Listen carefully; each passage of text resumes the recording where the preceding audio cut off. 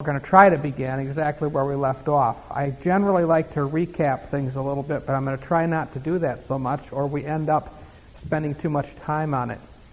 And I did give you opportunity for questions last week afterward, and there weren't any, so I must have covered things fairly well. If you recall, we talked about the creation. And by the way, we know we got here by a creator. We didn't just evolve or come from something else. Scripture tells us it is He that hath made us, not we ourselves.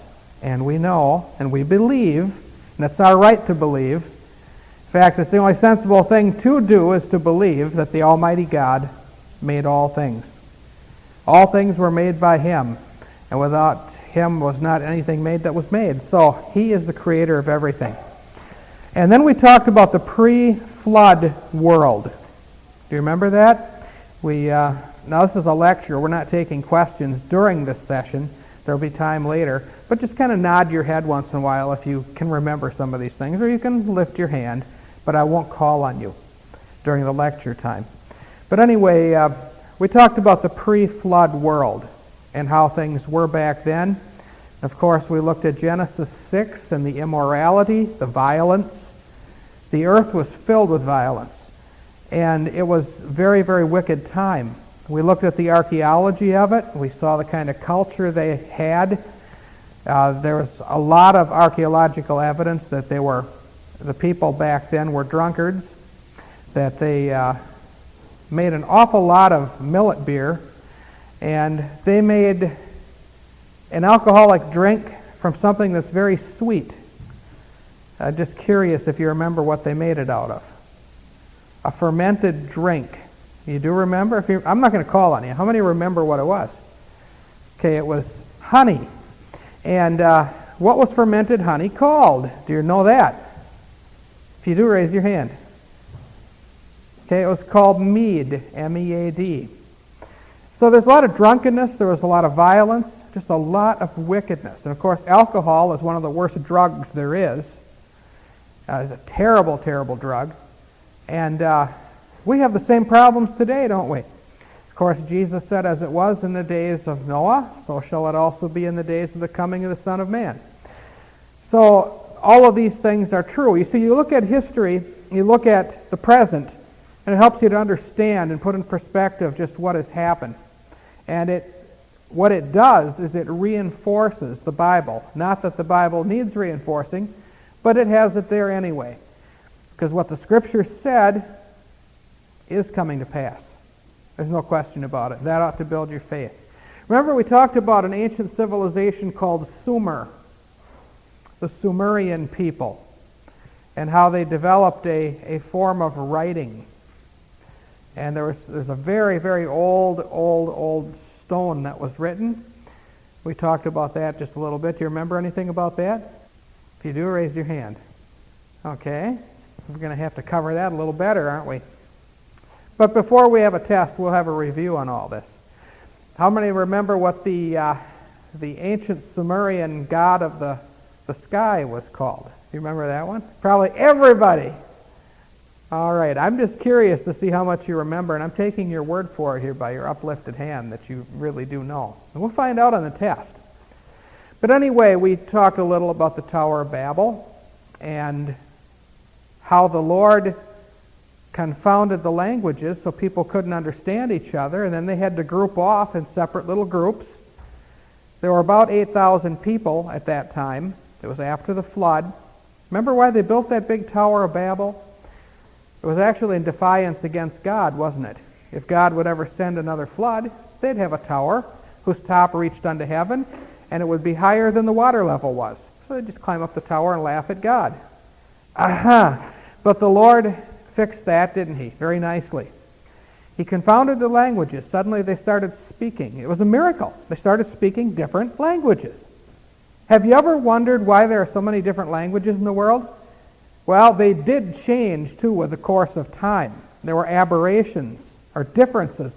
Dialects, and some languages got slaughtered and changed. New words formed. Pieces of words were added on to other words, and so forth.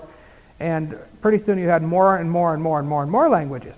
We don't know how many originated at the Tower of Babel exactly. It might have been a half a dozen. It might have been just a few. But what happened is it did the job. People had to stop building this tower. See, they were making a one-world government. They were putting a system together. They wanted to build not only a tower, but what else? A city. They said, let us build a city and a tower whose top may reach unto heaven. They wanted a one-world government. They'd be the only people all together in one unified thing. And God looked at that and said, that's bad. That is not good, because nothing will restrain them. He said, the people is one. That is correct English, by the way. The people is one. And he separated them. So they had the different languages. Certain ones understood only certain others, and they no doubt found each other and got together with each other, and you had the first variants of peoples or civilizations beginning to form. Very, very small measure there. Then, to really fix it up, if you recall, in the days of a man, his name starts with a P, man named Peleg, the earth was divided. So you had these different groups of people, and then God smashed the landmass apart. Remember? We looked at a map, and we saw how God caused the land to crack and divide, and there was what they call a continental drift. And the big pieces of land that formed the countries split apart, and that really separated the people, didn't it? So he separated them by language barrier, and he separated them by their boundaries. Now, we have a very interesting portion of Scripture in the book of Acts that covers this ancient history, and I think I'll have you turn there if you have your Bibles. You should have brought it if you didn't bring one, and if you did, good for you. Okay, we're going to go over to the 17th chapter of the book of Acts, and we're going to see that the Apostle Paul was speaking to the Athenians. The Athenians were people of one of the city-states of Greece, Athens. We'll get into more of that when we study the Greek Empire in a week or two from now, probably about 2 weeks from now. But here is what the Apostle Paul began to say to these people, and this is very, very interesting. He stood on Mars Hill, also called Areopagus. In Greek, the word for Mars is Aries, the first sign of the zodiac. Aries, Taurus, Gemini, Cancer, Leo, Virgo, Libra, so forth. But Aries was the first sign. Aries and Mars is the same word. Areopagus is Mars Hill. Okay? So he's standing up there on Mars Hill, and he's telling these people they're too superstitious. He begins telling them about God, the true God. So let's read this. I'm going to start with verse 22 of Acts 17. Then Paul stood in the midst of Mars Hill and said, Ye men of Athens, I perceive that in all things ye are too superstitious. For as I passed by and beheld your devotions, I found an altar with this inscription, To the unknown God, whom therefore ye ignorantly worship. Him declare I unto you. Now, they did ignorantly worship, right? Because they admitted he's an unknown God. How ignorant can you get? Okay, Jesus said, you worship you know not what. God that made the world and all things therein, seeing that he is Lord of heaven and earth, dwelleth not in temples made with hands. Again, the Greeks, we're getting a little ahead of ourselves here, but I'm coming to a point. The Greeks really were upset about that because they had built all kinds of temples. And here Paul was saying God doesn't dwell in temples made with hands. All of that is a big, fat waste. All those temples you built. Okay?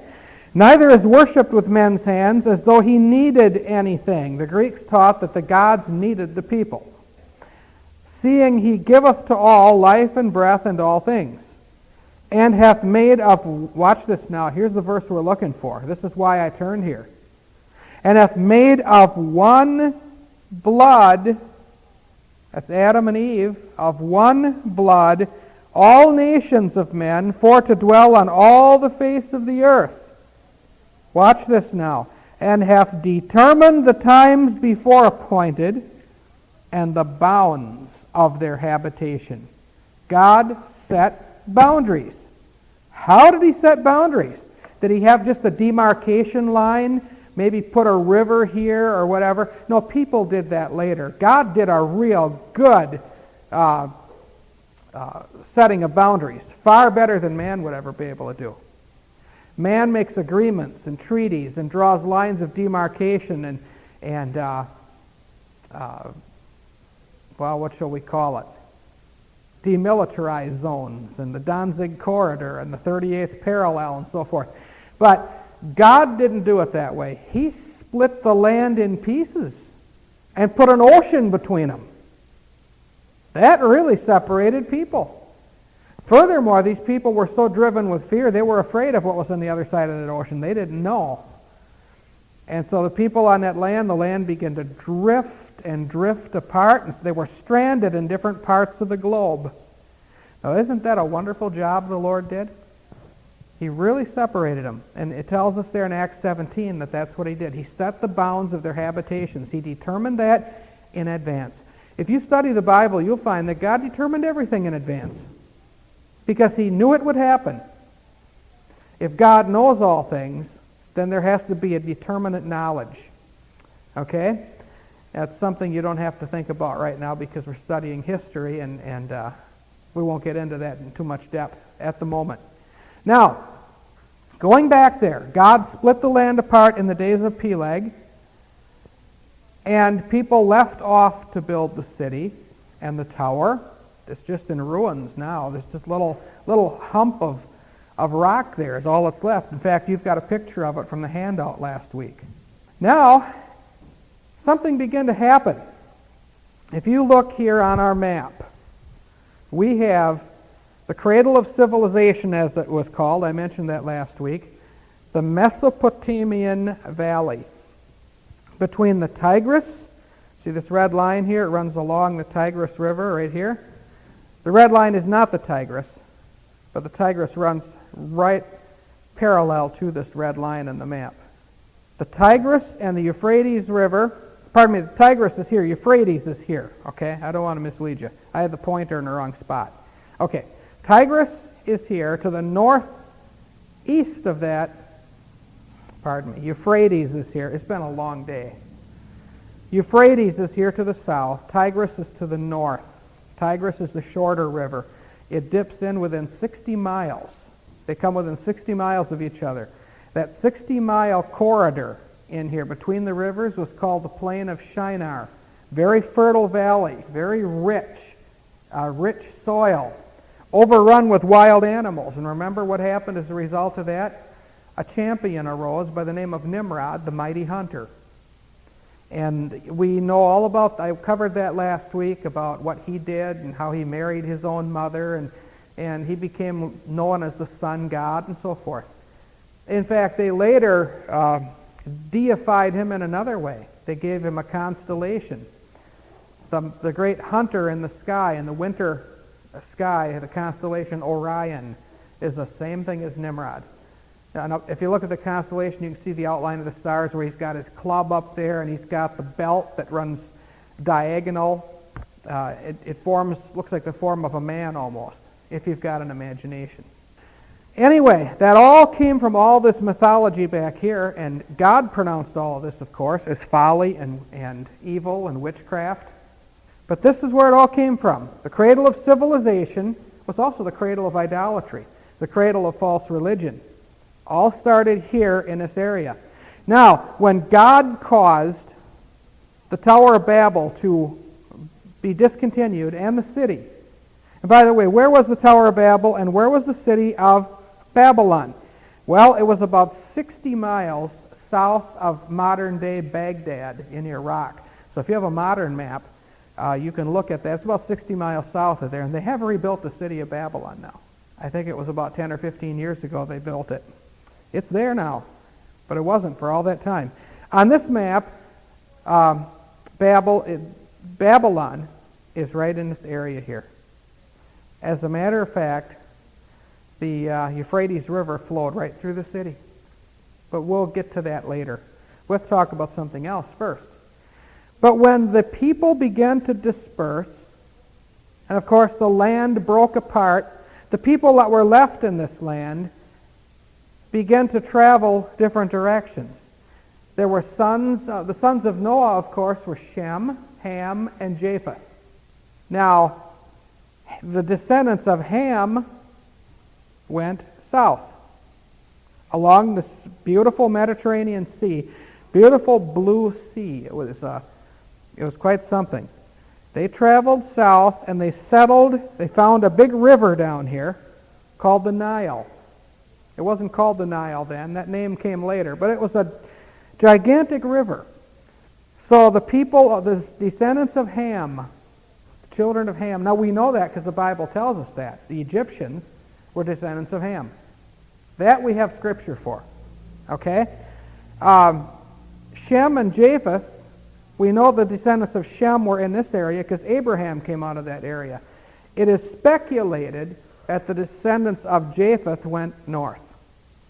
Okay? Went up into the mountain, the higher ground here, Assyria, into the Assyrian area. Now, nobody knows for sure. The only two we know of for a fact, scripturally, are Shem and Ham.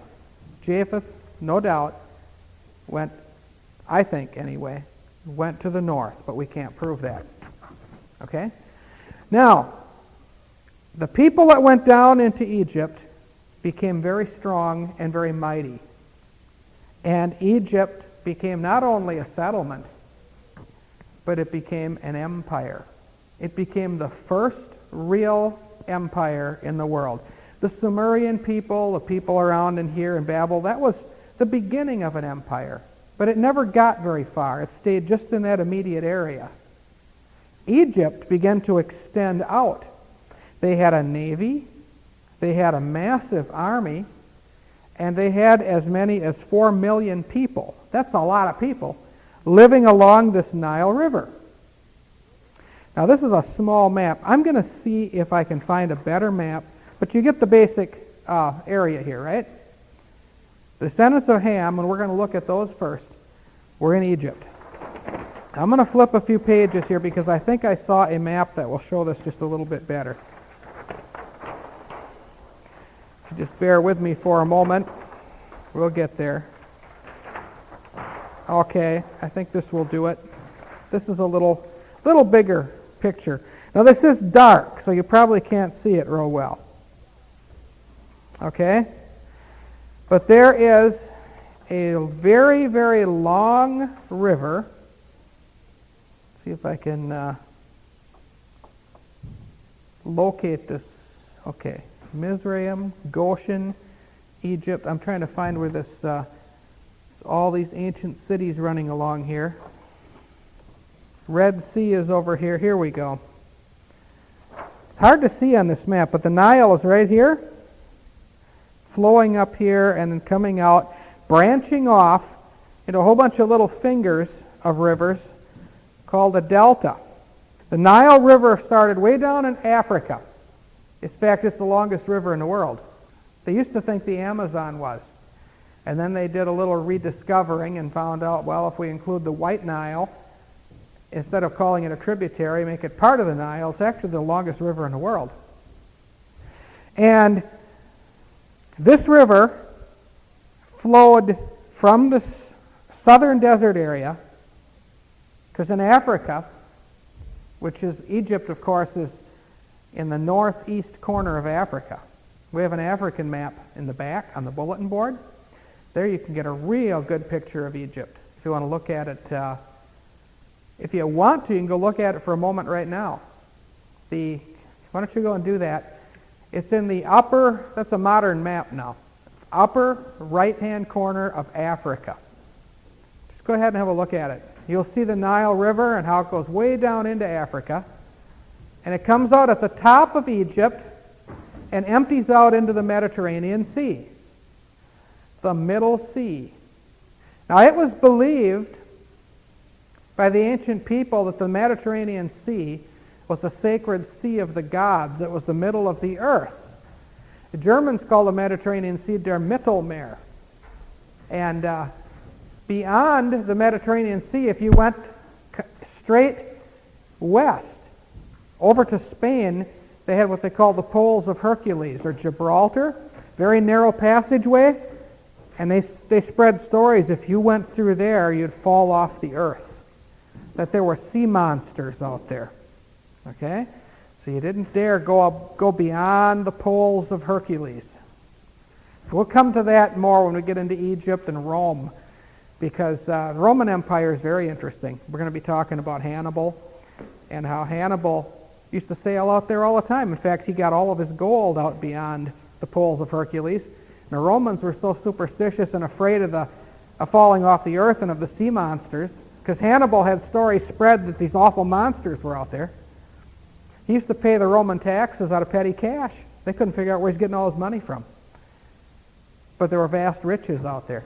But we'll talk about that when we get to it. So anyway, you saw where Egypt was. You saw where the Nile River went up.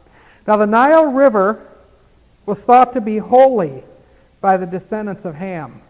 They looked at the Nile River as being alive, that this was a river of the gods.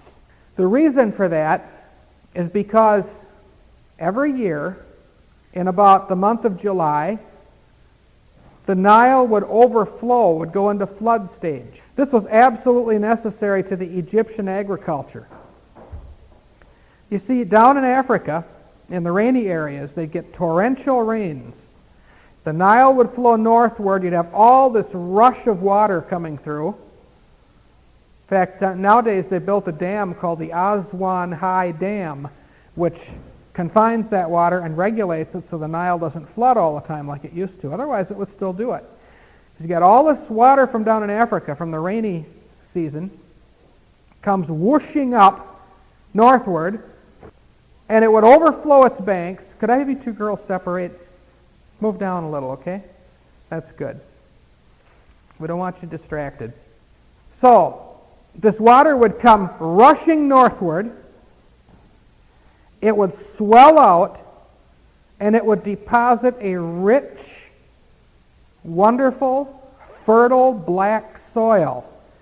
6 miles on each side of the river you would have this black soil. And as soon as the waters receded in September, they would be right out there planting. They'd seed that down real good, and it would grow wonderful crops because that was some of the richest soil in the world. It came from down in Africa, and as the water came rushing through, it carried mud with it, and it overflowed. When the water receded, every year it left new soil. They didn't have to worry about fertilizing it and trying to rejuvenate it like farmers today and try to put something back into it. It was new, fresh soil, full of minerals, full of nutrients. Every year it was new soil. It was kind of amazing, wasn't it, how that worked? And it grew wonderful crops. And these people prospered, and they were known as that was the breadbasket of the world. And all the other people around about bought from Egypt, and they were amazed at Egypt. Egypt was reaching an apex of glory as far as the world empire. Now, why do you suppose the Lord allowed that to happen? Did Egypt just kind of stumble on something really good? These descendants of Ham, they just kind of stumbled on this, or did the Lord have his hand in it? One day, his people that he had chosen, meaning Abraham, Isaac, Jacob, the descendants of Jacob, who became known as Israel, where did they live for a while? In that wonderful land of Egypt. Not wonderful because of the people, not wonderful because of their religion. Their religion was atrocious. But wonderful because God had prepared a place for his people. And I believe he blessed the land of Egypt for the sake of his people. So here you have this bountiful river putting all this fresh new soil every year.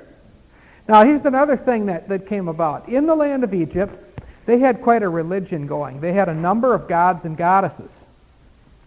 And they had a big temple that they had put up for these gods and goddesses. And their primary god was Ra. Now, down in Thebes, one of the capital cities, one was Memphis, one was Thebes, Down in Thebes, they called that god, the sun god, Amun. Later on, when they got together as a people's an empire, they decided they'd compromise and call him Amun-Ra. Ra is spelled R-E, pronounced Ra. Now, what they taught was he was a sun god. Now, that answered to Nimrod, didn't it? The Babylonians, the Sumerians, rather, and these people believed that Nimrod was the sun god. Baal, they called him. The Chaldean word Baal means master, lord or master, primarily with the connotation of master. So they worshiped the sun god. The Egyptians did too, because they realized what the sun did. It caused the crops to grow. Even though they gave credit to another god, their religion was a little mixed up, because they said that another god, Osiris, was really the god of crops, and he also ruled over the dead. But the sun god, Amun-Ra, was the one they worshipped the most. He was their real mainstay as far as a deity. Now, what they did, these priests of Ra, is they maintained their power and influence over Egypt because they would tell when the water was going to come. Remember, all the Egyptians loved this miracle. They looked at the Nile as a mother goddess, a river goddess, because every year when the rains came into Africa and all this fresh new topsoil every year was washed up northward, can you imagine that after that river receded? You had 6 miles on each side of the Nile River of fresh new soil every year. And the growth of the crops was just amazing. No wonder these people looked at that, and they looked at the sun, and they worshipped these things. So they worshipped this river. In fact, they would ritualistically go out and take a bath in the river. Remember when Moses was hidden among the bulrushes there, and Pharaoh's daughter went down to bathe in the river? She wasn't down there to get herself clean. She was down there taking a ritual bath in the Mother River. And then she found this little baby, and she named him Moses. I've drawn him out of the water. She looked at him as though the river brought him forth. The name Moses carries the connotation that he was brought forth out of the Mother River, that the river was the mother of this miracle baby, because the river was the mother of Egypt. That's the way they looked at it. But the way that the priests of Ra maintained their power is they could predict the very hour that the flood would come in. Right to the hour. And nobody could ever figure out how they did it.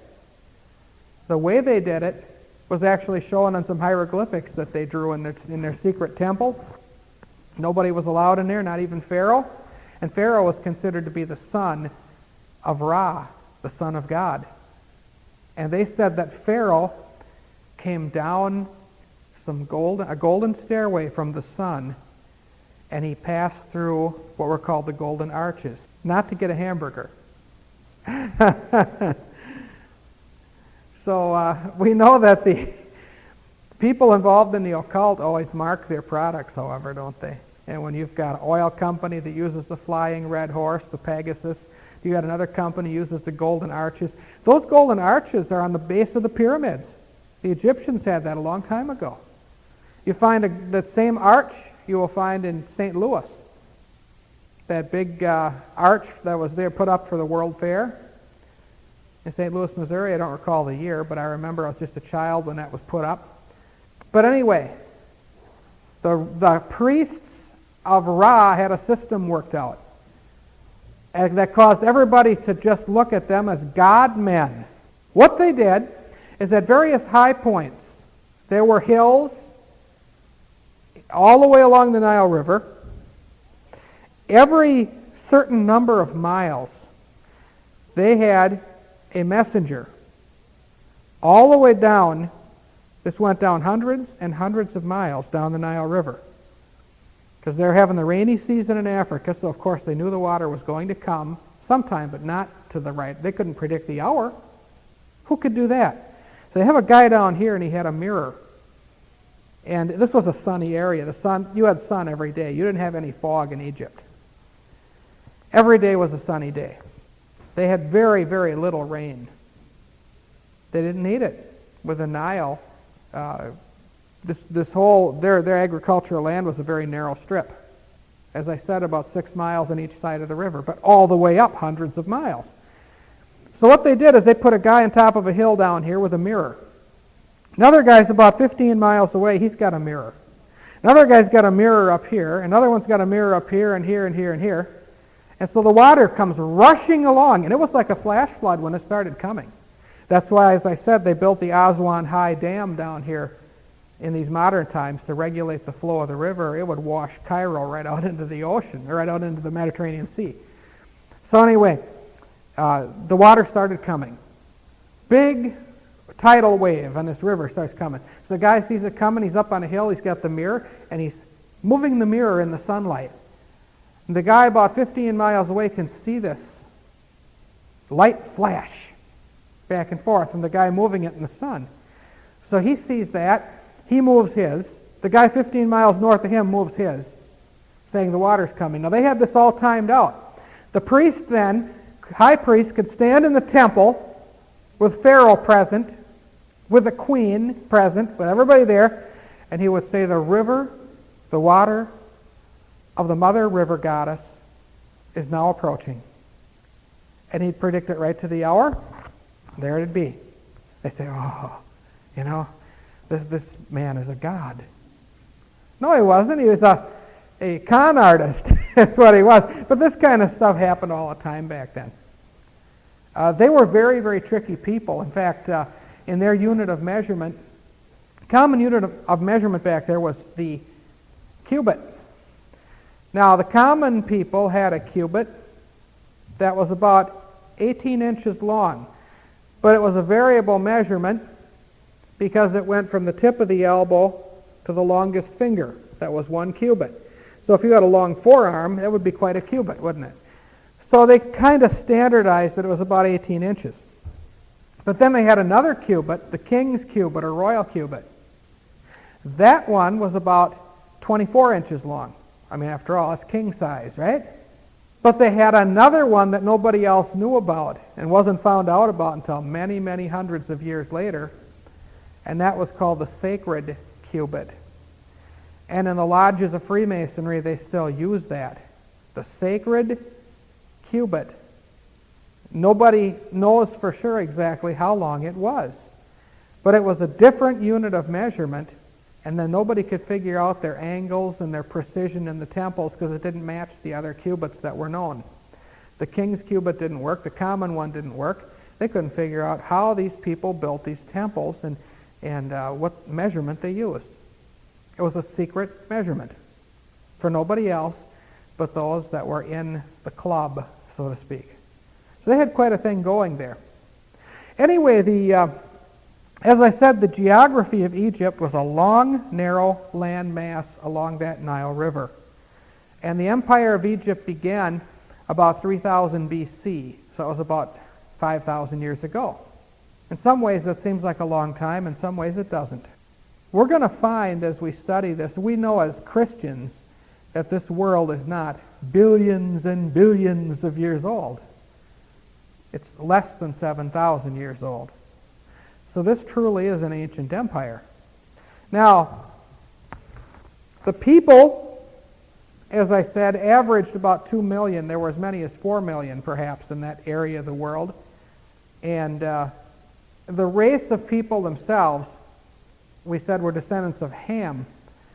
But there's something very peculiar about the society of the people. And a lot of people don't realize this. It was, to a great extent, I'm not going to say matriarchal because Pharaoh was the head of the kingdom. He was a man. By matriarchal, I mean a woman would be the head. Patriarchal, a man is the head. You understand that? Matriarch, patriarch. Well, it was a patriarchal society. Men ruled, but there was a great feminist movement among that people. There's a lot of evidence to that effect. The women had a women's rights thing, and in some ways they had more authority and more power than most of the men did. Now, the reason we know this is from they had developed a form of writing called hieroglyphs or hieroglyphics. It was pictures that they would draw. And if you know how to read these pictures, you can get a message from them. And I'm going to try and find a sample of hieroglyphics for you for next time so you can actually look at these pictures and see what's there, because they'll tell a whole story. And they did a lot of writing, a lot of carving.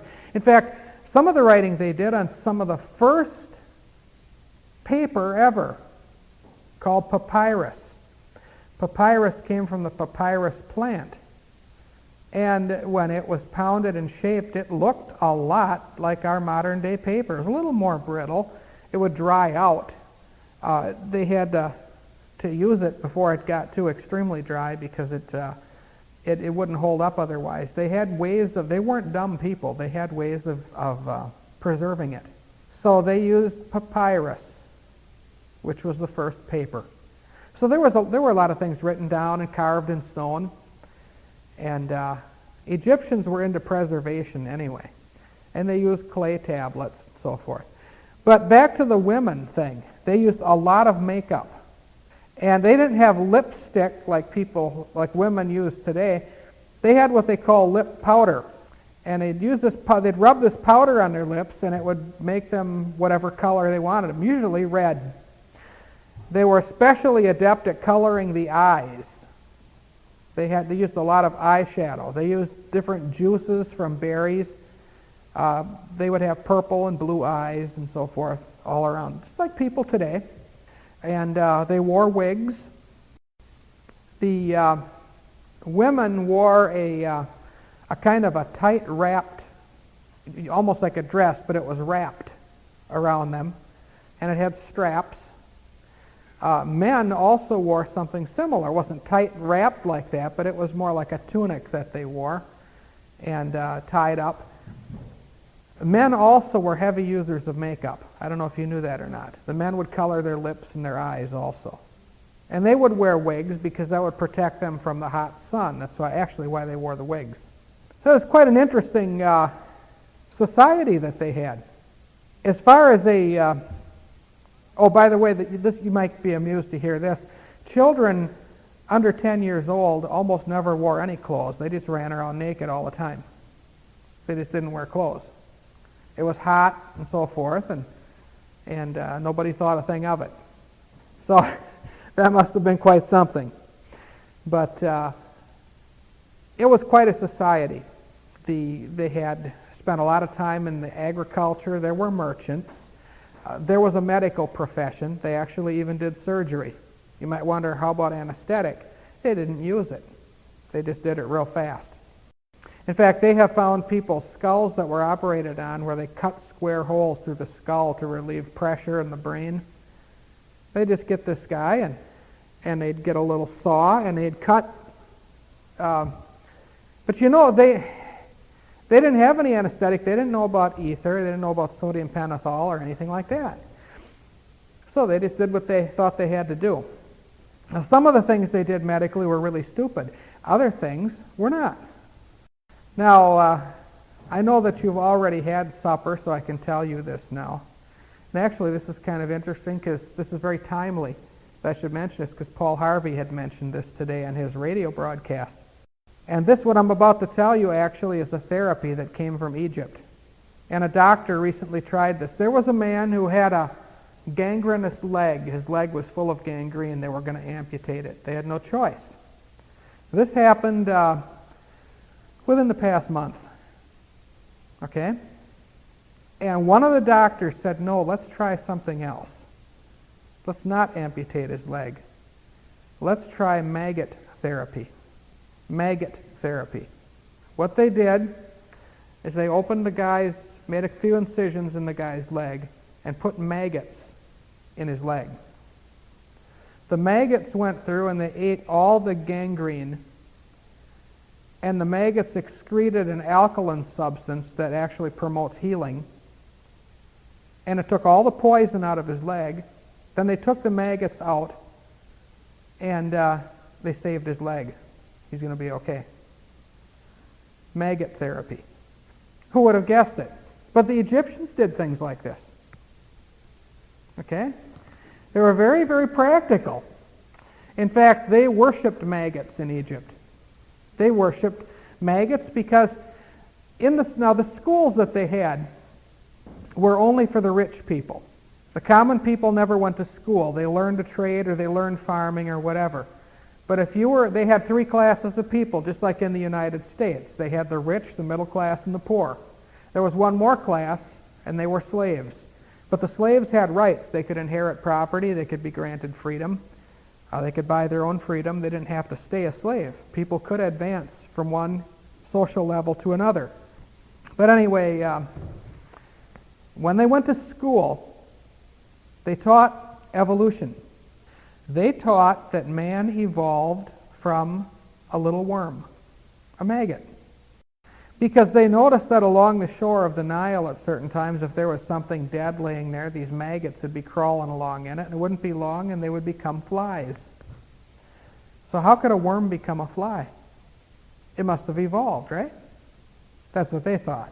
They didn't understand the metamorphosis of larva into a full insect. But anyway, that's what transpired. So they worshipped maggots because the maggots became flies, and they worshipped flies because the flies came from the maggots. And then they noticed that frogs ate flies. Well, if a frog could eat it, if a fly was a god, can you imagine worshiping a fly? Oh, great fly, Salami, bologna. They're worshiping these flies. They noticed the frogs ate the flies, so they worship frogs. Notice what God gave them in the plagues. Flies, frogs. He really threw it at them. So if you're going to worship these things here, have a whole bunch of them, enjoy yourself. So it's interesting to study these plagues that hit Egypt. So this is a little bit about Egypt, about the Egyptian Empire. Another thing they did is they believed very strongly in life after death. In fact, they taught the people. The priesthood taught all the people, from Pharaoh on down, that this life was nothing. Absolutely nothing. This life was meaningless, immaterial, pointless, useless. It meant nothing. The next life meant everything. Strangely enough, in Greece, they taught just the opposite. Eat and drink, for tomorrow we die. That's what the Greeks taught. Have a big blowout now, a big wing-ding. You let life become a big party. Because when you're dead, you're dead. The Egyptians were just the opposite. This life means nothing. The afterlife means everything. So people would live in absolute poverty. They would live with having nothing and would be content in order to save up all their money so they could be embalmed properly. Because that would give them a better afterlife. If they could be properly embalmed in the house of the dead under the direction of the god Osiris, the god of the dead. So they had to, by the way, the modern day funeral started in Egypt. You didn't have funeral parlors in many cultures, but you've got funeral parlors today. And funeral parlors came from Egypt. And in Egypt they would embalm the dead. They didn't call them funeral parlors, they called it the house of the dead. And that was overseen by Osiris. And what they would do, if a person saved up enough money where he could pay for this. See, otherwise you were just taken out and buried somewhere in the dirt. And in order to embalm them, they had to go through quite a procedure. For one thing, they would have to get the brains. They believed they'd take the brains out of the head. So what they did, they should have just reversed. It's an automatic reverse. What they did is they believed they had to get the brains out of the head. But they couldn't make an incision because they were preparing this body for the next life. And if they made an incision, the incision would be there in the next life. They were very superstitious that way. So what they did is they devised a method of taking a hook-like device and going up through the nose and getting hold of the brains. They took the brains out through the nose of these people. Now, the person's dead, so, they don't know it, okay? Now, they did make one incision near where the heart is, and they put a gold plate in there. They had various chemicals that they used, and they used linen. Linen comes from a plant, doesn't it, called flax. They used linen, and they soaked it in niter and various other substances, nitrates, and they would wrap this corpse and make a mummy out of it. Not mommy, a mummy, and mummify it. Then they would take this whole thing and soak the whole thing in another solution. And actually, there have been mummies that have been found. I saw one in Milwaukee at a museum, a real mummy from Egypt, still preserved. They were very artful at this because it was their religion. They believed they had to do it. So they would take any treasure the person had, because they believed you could take it with you. They put this all together in a little box and took him out and then put him in a sarcophagus, a stone, little stone vault, and buried him. Sometimes, if he could afford it, or the family could afford it, it would be in a little pyramid. A little pyramid now. We've got to understand something about the big pyramids. You will read in any encyclopedia or in any history book, you will read in any one of these dictionaries that you would care to look it up in, or history books or anything, that the great pyramids in the Valley of the Kings, or at Luxor, Karnak is the ancient name for it, or the Great Pyramid at Giza, that this was a great tomb for the pharaohs. But in those big pyramids, nobody was ever buried. They buried them in little pyramids, just 6 feet high, 8 feet high. Those were tombs, but not the big, gigantic pyramids. And the Great Pyramid at Karnak, or Luxor, was so big. Now this is going to probably amaze you. You're not going to believe this without trying to check it out. So you go ahead and you check it out and you find this is true. That pyramid is so big that there's enough stone in it to build a wall around the nation of France, 6 feet high. That's how much, around, circumference, around the nation of France. That's how much stone is in the Great Pyramid at Luxor. That was not a tomb. Nobody was buried in it. You might say, well, what was it? Anybody thinking that? What was it if it wasn't a tomb? Why build such a contraption? Well, I'll explain that in a moment, but I want to tell you about one more thing, too. There was another stone object out there in the desert called a sphinx. The sphinx had the body of a lion and had the head of a man. And it marked the beginning of the zodiac. Actually, it was Leo the lion they believed was the beginning of the zodiac. It's the way they had measured things. Now, that was near the Great Pyramid. Now, the Great Pyramid itself was not a tomb. It was an astrological, not astronomical, astrological observatory. The original pyramid was built to absolute precision from the base all the way up to near the top. But the ancient pyramid did not have a capstone on the top. It was open, or truncated, we call that, flat on the top. If you look at your dollar bill, you will see a truncated pyramid. The top stone is gone. And instead there's a triangle up there with an eye in it. That eye, by the way, is the eye of Horus, the son of Osiris and Isis, or Isis, or it's really pronounced Isis, who was the mother goddess. That pyramid had a hole in it, had a central shaft that ran all the way down to the bottom. And they've gone inside of this thing. There's an ascending shaft, a descending shaft. There are different components in there. There's a granite plug. It's amazing how they built it. But this pyramid was built to absolute precision, all the way up to the top where it's truncated. But then when they built it the rest of the way up, there's no precision there at all. Didn't have to be. See, at first, this was built with sandstone, and then they put limestone on top of that. And it actually was so, they had this so smooth. It was so perfectly smooth that they couldn't find the door in this thing. And I'd have to double check in it. I think they had slabs of marble on there. That, of course, that was all plundered and stolen because they used it, when the Arabs came in, they used it in some of their mosques and so forth later. But this thing was just an amazing structure. I'll try to find out what exactly they had on the surface. I believe it was marble, and it was so smooth they couldn't find a seam in it because they actually treated it with vinegar and so forth, and the sandstone, the limestone rather, and just the way they structured this, you could not find a seam in it. It looked solid. They were that skilled at it. On the top, there was no capstone there. You had a central shaft going all the way down. There was a secret door in this thing. It was off-center, and it was part way up. But there was a secret door.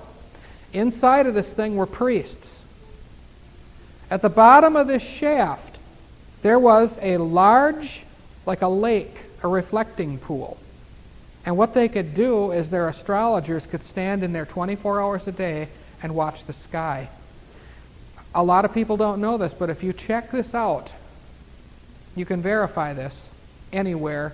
Talk to any physics professor or astronomy professor anywhere. If you are in a totally dark area and you have 30 feet of darkness above you, like if you fell down a well that didn't have a roof on it, and you were down 30 feet and it was totally dark down there, of course, you could see the stars during the daytime. The sun would be out, and if you're out in the ground, sure, the sky's blue, but if you're down in a totally dark place and you got 30 feet of shaft, you can see the night sky during the day. So 24 hours a day, they could see, and there was a large circular pool. They could see the sky in the pool. It was totally placid. There was no movement, not a ripple, because it was way down in this pyramid. They could watch the sky 365 days a year. And by the way, they had a calendar that was 365 days.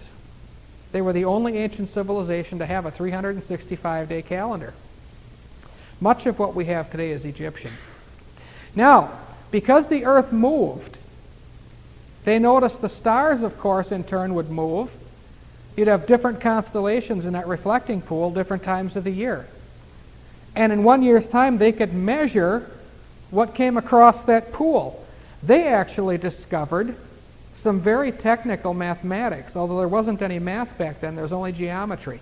Geometry, of course, is much more precise than math, than numbers. You didn't have any math back there, any arithmetic or math, because there was no zero. The zero wasn't invented till much later. The Arabs came along with that. And then the Arabic numbers. The Arabs discovered the zero. Of course, the zero wasn't anything anyway, was it? But you can't have math without it. So they had geometry, and that's what they worked with. They discovered that the Earth, in its movement, along an ecliptic line, formed a sine curve. Sine, theta, cosine. Did you ever learn that? It was a sine curve. It's like a sideways S. They discovered the zodiac. They discovered the celestial equator. From that pyramid, and they'd had this in their writings, and modern astronomers use it to this day, they discovered the circumference of the Earth to within 1/4 mile. They measured it, and it was correct. The pyramid itself, in its dimensions, was such that they had squared the circle and cubed the sphere. Tremendous geometry that they had done, and these ancient, usually people look at these ancient people as being dumb. Hey, they were far smarter than anybody alive today. There was a lot more intelligence back there, but they didn't have as much to work with. Having just simple things, they discovered the circumference of the world. They discovered the world was round. Columbus didn't figure that out. The ancient Egyptians knew it. Of course, God told Israel that he sitteth upon the circle of the earth. So the Lord told his people that too. But what they had done then is they had this measurement. And by the way, do you know where the metric system came from? I don't know if anybody ever told you this, but Napoleon of France, who was a Freemason and studied ancient Egyptology, measured the distance from using Egyptian figures, using the sacred cubit, which he believed he discovered. He measured the distance from the North Pole to the equator, divided it by 1 million, and that gives you the meter, the metric system. 1 meter, which is divided into centimeters and millimeters and so forth. But it came from the ancient Egyptian sacred cubit, and he measured the distance from the equator to the North Pole and divided it by 1 million. He admitted that in his writings. Napoleon invented the metric system, which is all based on tens. Centimeter is what? 1/100th of a meter. And then you have the millimeter and so forth. And then, of course, the liquid measurements, the liters. We all know what 2 liters are because you drink soda pop out of them, right? Everybody knows. It's really strange, but the only thing that most young people know about the metric system is what a 2 liter is. Or a 1 liter. But that all came from that sacred cubit, which is actually witchcraft. That metric system was derived from witchcraft. Well, I guess I got kind of wound up here tonight. It's about 20 to 8. I've got 6 or 7 minutes left of teaching. Then we'll take questions or comments. There might be some tonight. So we talked about mummies and about pyramids and the Great Pyramid. We know what that was now. Of course, later on when they were all through with it, once they had all their measurements and they were all done with everything they wanted to know, they put the capstone on it to cover the central shaft, and they sealed the descending passage with a granite plug.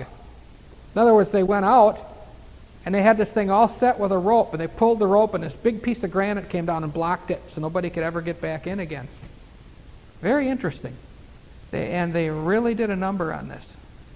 Now also inside of the pyramid, at the base of it, near that reflecting pool was, now they had a king's chamber and a queen's chamber. There were several rooms down in there. But one of the things they had was a big stone sarcophagus, like a stone coffin. Now, the sarcophagus was the exact dimensions of the Ark of the Covenant in Israel that was in the tabernacle of the Lord. And so some of the writers, famous writers like Clarence Larkin and some of these others who have studied the Great Pyramid, have said that Job built the pyramid, that he designed it. Others have said the children of Israel designed it and built it, because that the dimensions of the Ark of the Covenant matched precisely the dimensions of the stone sarcophagus in the Great Pyramid. So that's the reason and the rationale that they used. But do you think that God would have authored such a thing as that Great Pyramid? I'm certain he didn't.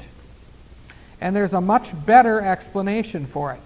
There are other dimensions inside the pyramid that match dimensions in the tabernacle. Precisely. It's just amazing how the pyramid matches the tabernacle in so many ways. But there's a very simple explanation. God gave the dimensions of the tabernacle to Moses when he was up on Mount Sinai. Remember, he said, "See that ye make it according to the pattern shown you on the mount." How do the children of Israel know what measurements to use in making the tabernacle of God? God told them. He said, "There's one of these in heaven, and you're going to make it with the same measurements," and he gave them the measurements that were in heaven. That's how Israel knew to do it. Well, how did the Egyptians know to build the pyramid to those dimensions on the inside and with a sarcophagus and everything? Well, their God at one time was in heaven too, and he knew the dimensions and he knew the measurements, and he inspired his priests of Egypt and his people to counterfeit that which was in heaven. So you see, that shoots down Clarence Larkin's theory, doesn't it? And it's a far more plausible one, because God is not the author of a pyramid. All the occult people use it. All the witches revere it. All of the Freemasons, it's their big thing. In fact, if you want to see ancient Egypt, just look at the Masonic Lodge, particularly the Shriners. the mystic shrine. They wear that funny little hat called a fez, and they have names for their different chapters, such as Zor Shrine, which is an Egyptian word. And before they become a Shriner, they have to be a 32nd degree Mason and a Scottish Rite, or they have to be a Knight Templar in the York Rite, and then they become what's called a Son of the Desert. Son of the Desert is a candidate for the shrine. You've heard of the shrine circus and shrine hospitals and the Shriners that ride around these motorcycles and parades. They have to be a fairly high-ranking Freemason first, then they become Sons of the Desert. Years ago there was a movie made, Laurel and Hardy movie called Sons of the Desert. Yeah, that's a takeoff on that lodge. But that's all the symbolism, all those ancient things of Egypt are still around with us today because the beast system is still with us. What we have today is really a mixture of all those ancient empires. So we'll come back to some of that next time. What I want to do, and as I said, this is not a detailed study this semester. This is an overview. I want to give you a little information, background to get you interested in it, and hopefully we can come back and go into more detail in another semester. Maybe next year. We'll just see how it goes. Now, what I want to do next time is go on to the Assyrian Empire and the Babylonian. The Assyrian won't take long because the Assyrian people were very similar to the Babylonian people. They were just north of them a little ways, that's all. But there are some very interesting characteristics that they had. So we'll cover that next time. We have 1 minute left before we take our question and answer session. And I don't know what I could cram into a minute. So I think we'll stop here and see if you have any questions. Okay, the question was, do they have any temples that they worshipped in? The Egyptian people had a temple, but they weren't allowed in it. Only the priests. And so they worshipped, they did whatever the priest told them as far as to worship. The main thing they were concerned with is that they would pray to the sun god. They would pray to Osiris for good crops. They would pray to Osiris to watch over their departed ones because he was in charge of that. They would pray to Isi. We say it Isis, I-S-I-S, pronounced Isi. They would pray, in their homes, outside. They were nature worshippers. They'd pray to the river, who was Isi personified, or not personified, but in the form of a river. Their religion got into there was a lot of depth in it with things I can't cover in the presence of children or mixed company. I mean, all the ancient religions were like that. But they believed that that there was a river within a person, a manifestation of Isi, particularly within the female, which made her in one way superior. You have to use your imagination a little bit, okay? I have to be very careful how I say things like that. But it was a part of their religion. So they didn't actually go into a temple to worship. They weren't allowed. But they were taught on their own to just go out and worship the gods out in nature. Of course, Pharaoh, one way they could do it, they could bow and genuflect or whatever anytime they saw Pharaoh. He was an ancient type of the Pope. The Pope today is very much like Pharaoh was. And people do worship him. And they worship Pharaoh as the Son of God. After all, he came through the golden arches. Well, as far as our reincarnation, they actually believed that, of course, a lot of these ancient cultures believed you would come back. It's not exclusive to India or Hinduism. But you have to remember, too, that when they would leave, they would go to a beautiful place, they taught, a wonderful place. And there was, what you call a waiting period, that you could come back again if it was the pleasure of the gods and reincarnate. But otherwise, you would be in a beautiful place, and the condition you left this world in is the condition you would be in that beautiful place. You were not glorified beyond your embalming. In other words, they embalmed you to glorify you. Embalming was salvation to you. That was That was part of their plan of salvation. To have your brains pulled through your nose. All right. Anyone else? The Arabs came up with it too. There may have been more than one culture that did it, but the Arabs actually came up with the Arabic numerals. And they had a 0 with it because they realized they needed a transpositional number, and they had to have something in motion to make their other numbers work.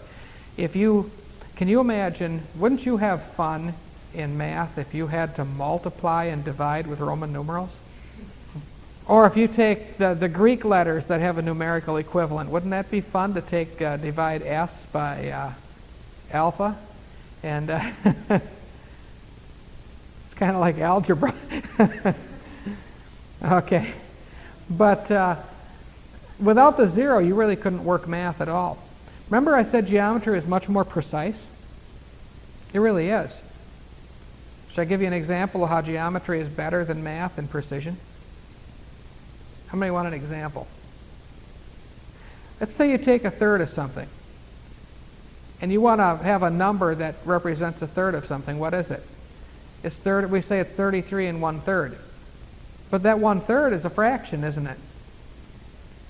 And if you put a decimal to it, what do you have? 33.33333333333 ad infinitum, right? It just goes on and on and on forever. There's no precision there. It's not quite all there. It's not truly 33 1/3, is it? Now, you can take an equilateral triangle, and you can have 3 sides, and you can measure that triangle, and it'll be an exact number. It'll be an exact length. Each one will be an exact length. But you can't express that in a number. You can't express it in a numeral form. You can't truly do it. But it'll have an exact length. It's precise.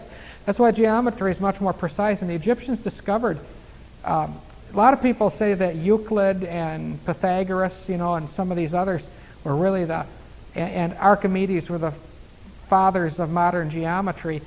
The Egyptians were using geometry long before they ever came along. And the evidence of that is still sitting there. It's called the Great Pyramid. But anybody that would ever tell you about it that has graduated from college would say that that was a big tomb. It was not a tomb. Nobody was ever buried. They never found a mummy in it. There never was one. Any more questions? The sarcophagus in the lower part of the pyramid, what was it used for? It was symbolic. It was a meditation chamber, actually. If the sarcophagus was a stone coffin that you would lay in as a mummy, then that sarcophagus was a door to the next life. If you could lay in there and look up at the stars, or if you could lay in there and just meditate, you could connect with the next life in your thoughts. Shirley MacLaine has done it. She's gone to the big pyramid, the New Ager, to the pyramid. She's taken a big bag of crystals in there so they could be charged with energy. Okay. They also were symbolic. You had to, in order to have any kind of power there, see, the king was the son of God, and the queen was the daughter of Isi. That was also symbolic. You had to have a chamber for their spirits to dwell in order for that pyramid to work. It was very superstitious. But they believed in the spirits of these gods, that they would have to be there before this would work. Incidentally, in that temple, they had an altar in the temple that only the priests could go in. That temple was structured in such a way that when the shadow of the sun crossed the Sphinx and it cleared the head of the Sphinx, the rays of the sun on one day every year would shine through and hit the altar. It would hit the altar one day a year, and that ray of light then would impregnate the earth to cause the crops to grow. So they had this measured out perfectly. On the same day every year, the light would hit the altar, and that was only one day a year. And that was the great fertility ritual between the sun god and Mother Earth. the ray of light would impregnate the world. Otherwise, nothing would grow. That must have been a little disconcerting for them when Joseph predicted the 7 lean years, and the ray of light came and hit the altar and nothing grew. It happened 7 years in a row. Okay. All right, any other questions? Another one, okay. Around France, yeah, all the stone, not just the outside stone, but all the stone.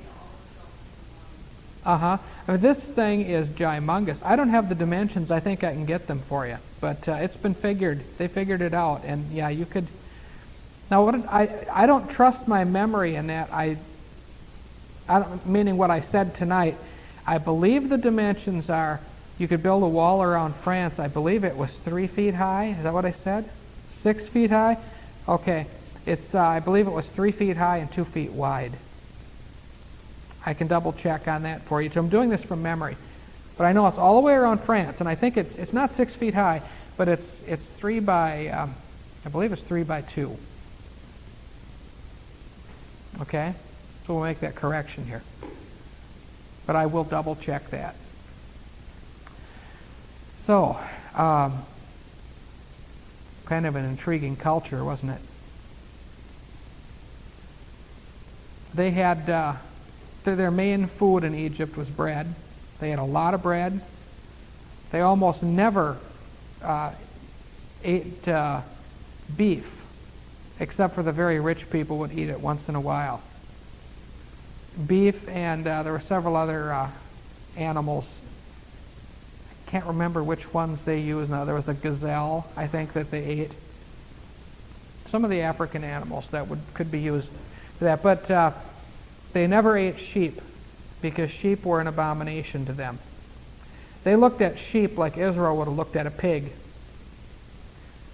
See, for them to eat sheep would be like the Jews eating pigs. Be the same thing. Or the Hebrews, I should say. Okay?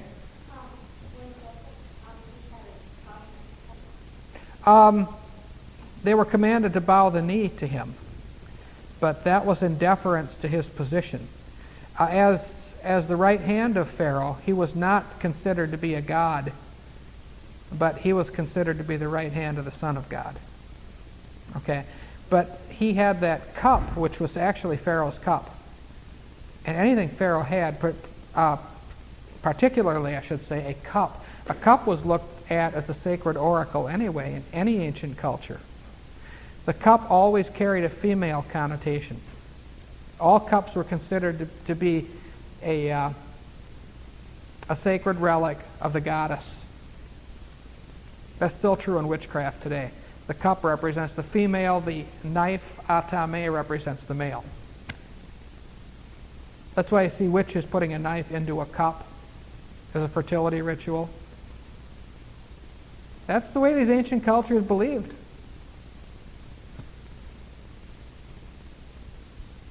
So as a divining cup. Okay. Well, the apostate Jews later on came up with what we call the star. What I don't call it the Star of David. They called it the Star of David, which was a male and female triangle joined together to form a 6-pointed star. Same thing. The hexagram. That's where you get the hex from. All right. Okay, we've got 2 minutes. Any more questions? Remember, I said we end promptly at 8. We end at 8, just like clockwork. Okay?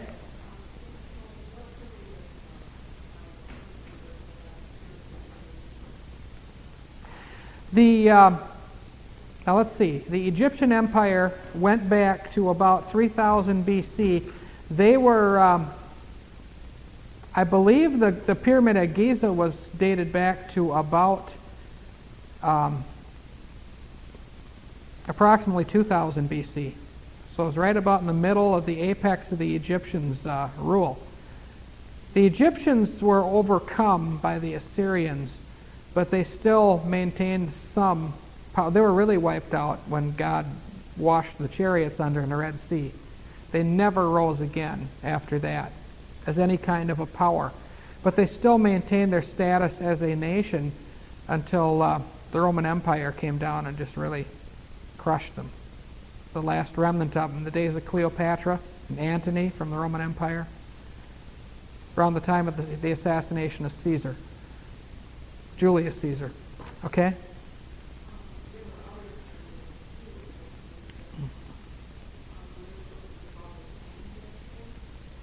Only the Great Pyramid was the observatory.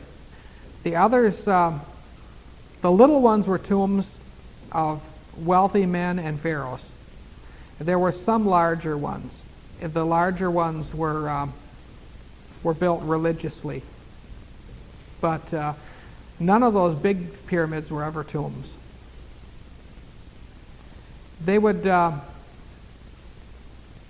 build a fairly good-sized pyramid from what I have studied and what I've read.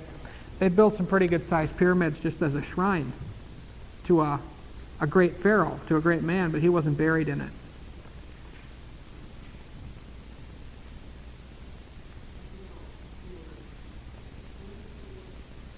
No, a shrine. A memorial. Yeah. But they were always buried in little ones. It's kind of peculiar because they believe the pyramid itself would preserve people. And that's still done today. People that work with pyramids, they'll hang raw meat inside of a cardboard one. And nobody should ever try doing this because it's witchcraft. But they would take a little cardboard, or the witches usually use copper, and make a copper, by the way, was at one time known as Egyptian copper. Copper was discovered first in Egypt. They used to make swords out of it and weapons of all kinds. But the witches look at copper as being sacred. They'd hang a little piece of meat in it and it won't spoil. Days, weeks can go by, still fresh. Because it's evil. It's witchcraft. And it's no good. Don't ever try anything like that. Okay? But if you ever hear of witches saying, oh yeah, we can do this, we can do that, don't let anybody fool you. I mean, that's as bad as trying to use a Ouija board or something like that. Just awful. Okay? The reason I brought it up is because some people, you never know who you run into out there, may hear about it and say, hey, you should try this. It's really neat. You know, well, if you think going into the flames at the end of the world is neat, then if you're going to do stuff like that, hope you enjoy it because there's a heavy price on it. Okay? I'd mentioned, we're out of time here, but anyway, I'd mentioned that Egyptians were known for their copper swords. And they were a powerful army. And I'll cover this a little more next time. But the Assyrians came in, and the Egyptian army was a massive army. They'd whip out their copper swords, which were sharp, very sharp copper, fairly hard.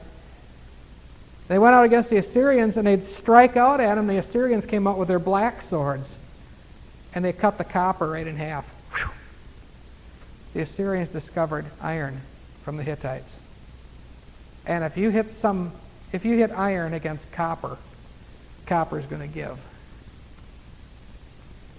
Anyway. Okay, let's stand together. We are out of time, and I don't know if you learned anything or not. Maybe you knew all of this. And like I say, I've had kind of a rough day today, so I get tired. If I didn't do well, we'll blame it on that. But let's close with prayer. Father in heaven, we thank Thee, Lord, that we know Thou hast been with us. We thank Thee, O God, that we could study and learn tonight. Now I pray that Thou wouldst be with us as we leave here and help us to remember these things. I pray that Thou wouldst bless our efforts. We just thank Thee for it all. In Jesus' name, amen.